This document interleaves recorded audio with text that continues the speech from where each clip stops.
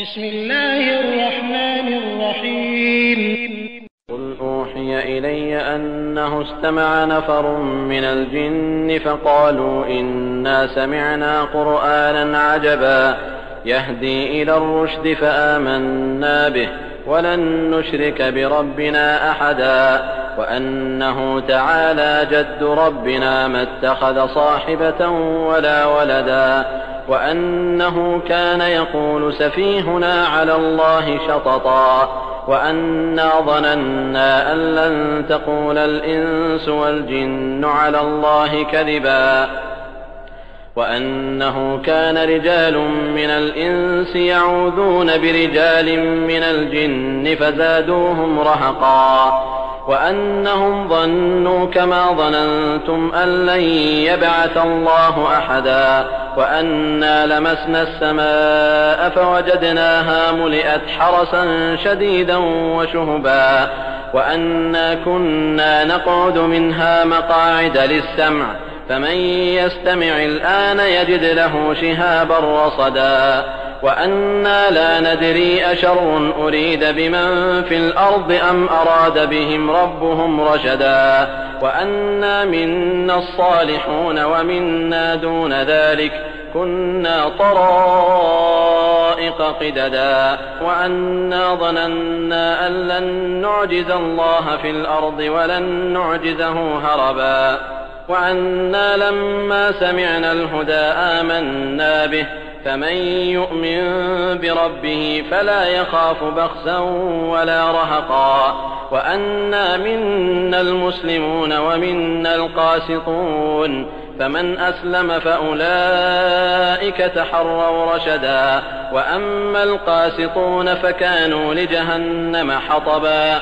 وأن لو استقاموا على الطريقة لأسقيناهم ماء غدقا لنفتنهم فيه ومن يعرض عن ذكر ربه يسلكه عذابا صعدا وأن المساجد لله فلا تدعوا مع الله أحدا وأنه لما قام عبد الله يدعوه كادوا يكونون عليه لبدا.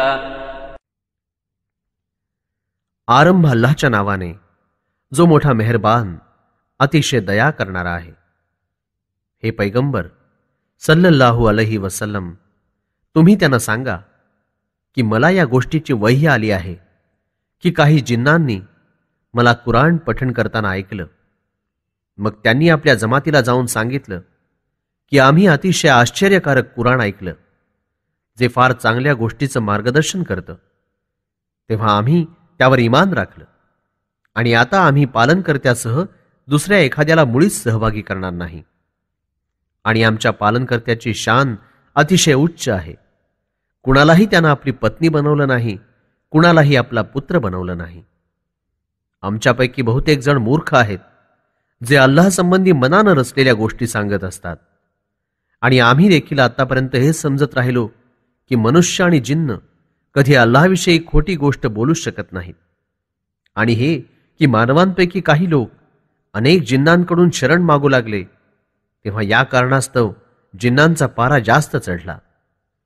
आणि जशी तुमची धारणा होती तसंच त्यांनीही समजून घेतलं होतं की मेल्यानंतर अल्लाह कुणालाही जिवंत करणार नाही.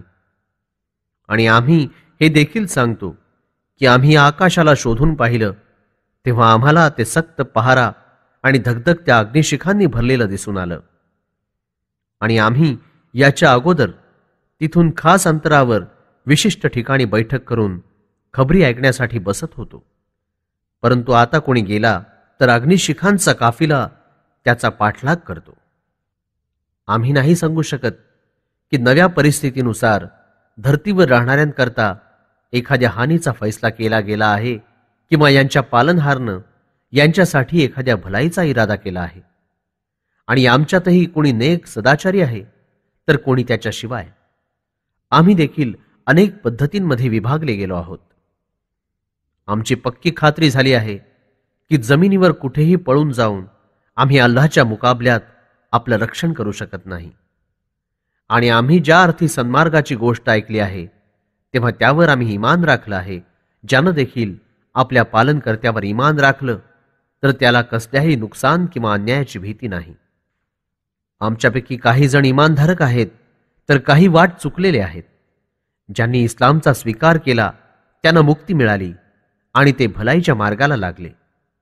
परंतु जे चुकीच्या मार्गावर चालतील तर ते जहन्नमचे इंधन बनतील. ऐका, जर सरळ मार्गावर जमून अटळ राहिले असते तर आम्ही त्यांना साफ स्वच्छ पाणी पाजलं असतं. आम्ही त्यांना कसोटीत टाकलं आहे. ज्यानं आपल्या पालनकर्त्याच्या स्मरणापासून तोंड फिरवलं तर त्याला सक्त अजाब भोगत राहायचं आहे. सजदे फक्त अल्लाहकरिता करा. अल्लाहसह दुआ करताना दुसऱ्या कुणालाही पुकारू नका. आणि जेव्हा अल्लाहचा बंदा अशासाठी उभा राहिला की तो फक्त अल्लाहला दुआ करताना पुकारेल, तेव्हा हे लोक त्याच्या आसपास गर्दी करून घेरा टाकू लागले.